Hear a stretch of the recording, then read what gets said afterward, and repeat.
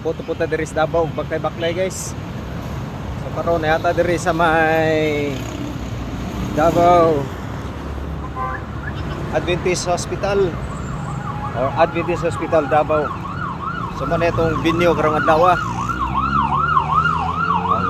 Busy kayong Davao guys. So follow and share para masuportahan na itong kausa nga baklay-baklay. Awala sa tambok tiyan, awala og paniwang og labi na gyud sa mga kuan diha kana gusto mag lose weight. Mo ni nindot kay sa nga tanan himuon ninyo. Magbaklay-baklay lang gid mo no.